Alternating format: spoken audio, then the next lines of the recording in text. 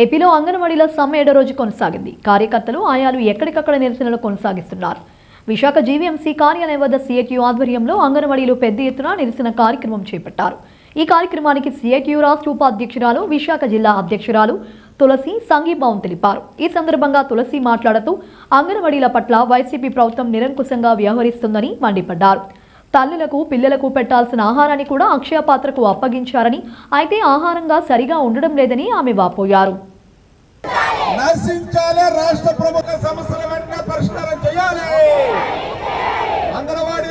తప్ప ఆ అంగన్వాడీ కేంద్రాలు అయితే నడవటం లేదు. ఈ రోజు నుండి ఇంకో కొత్త కార్యక్రమాన్ని తీసుకొని వచ్చారు మన సీఎం గారు. అదేంటి అంటే అక్షయ పాత్ర ప్రైవేట్ వ్యక్తులకు అప్పచెప్పి అక్షయ పాత్ర ఫుడ్ని స్కూళ్ళల్లో పెట్టారు.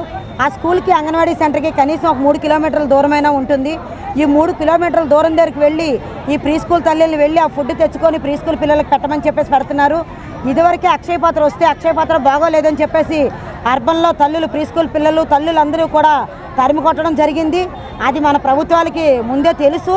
అయినా సరే ఈరోజు అక్షయ పాత్రని తీసుకొని వచ్చారు. ఇప్పుడు ఎవరు కూడా అక్షయ పాత్ర ఫుడ్ కోసం వెళ్ళను అంటున్నారు. వెళ్ళరు. ఆ ఫుడ్ అంతా కూడా క్యాన్లతో తెచ్చిన ఫుడ్ అంతా కూడా కాలువల్లో పోస్తారు. అంతా కూడాను అదంతా పాడైపోతుంది. కానీ బిల్లు మాత్రం వాళ్ళకి చెల్లిస్తారు. ఎంత ఫుడ్ తెచ్చామని చెప్పి వాళ్ళు బిల్లులు పెట్టుకుంటారు. ఆ బిల్లు అయితే చెల్లిస్తారు. అదేదో అంగన్వాడీలకే వాళ్ళ డిమాండ్స్ని అంగీకరించి అంగన్వాడీ సెంటర్ విధులకు పంపించేటట్లయితే ఈ ఇబ్బంది ఉండేది కాదు కదా. ఈ డబ్బు అంతా కూడాను రోడ్డు పాలు అయిపోయి ఉండేది కాదు కదా అని చెప్పేసి రాష్ట్ర ప్రభుత్వాన్ని అడుగుతున్నాం. మేము ఇప్పటికైనా సరే న్యాయమైన అంగన్వాడీ డిమాండ్లను పరిష్కరించాలని చెప్పేసి ప్రభుత్వానికి విన్నవించుకుంటున్నాము. ఈ మా న్యాయమైన డిమాండ్లు కనీస వేతనం 26,000 రూపాయలు ఇవ్వాలి. అలాగే గ్రాడ్యుటీ అమలు చేయాలి. ఉద్యోగ భద్రత కల్పించాలి. అలాగే అన్ని యాప్లు కలిపి ఒకే యాప్గా చేసి ఒకే యాప్లో పనిచేసేటట్లయితే మేము కూడా ప్రశాంతంగా ఉంటాము, ప్రశాంతంగా పనిచేసుకుంటాము.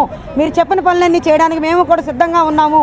మా వేతనాలు పెంచేటట్లయితే మీరు ఏ పని చెప్పినా సరే మేము చేయడానికి సిద్ధంగా ఉన్నామని చెప్పేసి ఈ ప్రభుత్వానికి మరి ఒక్కసారి అసలు మేమేం అడగట్లేదండి. మాకు కనీసం జీతాలు పెంచమంటున్నాము, గ్రాట్యుటీ అమలు చేయమంటున్నాము. ఎందుకంటే మనకు నిత్యావసర సరుకుల ధరలు బాగా పెరగడం చేత మాకు వచ్చిన జీతం చాలని జీతం అండి. మాకు వచ్చిన జీతంలోనే మేము ఆ జీతంలోనే సెంటర్ అద్దె కట్టుకొని సెంటర్కి వంట చేసుకొని సెంటర్కి మదుపులు పెట్టుకొని మా ఇంటికి తీసుకెళ్లవలసింది ఏమీ లేదండి. మేము ఫ్రీగా సర్వీస్ చేసినట్టుగా చేస్తున్నాము.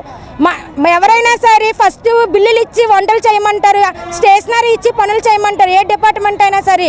మా డిపార్ట్మెంట్ అలా కాదండి. ఫస్ట్ మా చేతి మదుపులు పెట్టుకొని మా జీతంలో ఉంది, మిగతా ఎప్పుడో వాళ్ళకి దయాదాక్షి ఉంటే ఎప్పుడో ఇస్తారండి. అప్పటి వరకు కూడా మేము ప్రతి నెల కూడా అప్పులు చేసుకొని తినే పరిస్థితేనండి. మా జీతం చాలక ఇంకా నెల అప్పులు చేసుకుని తినే పరిస్థితి మాది.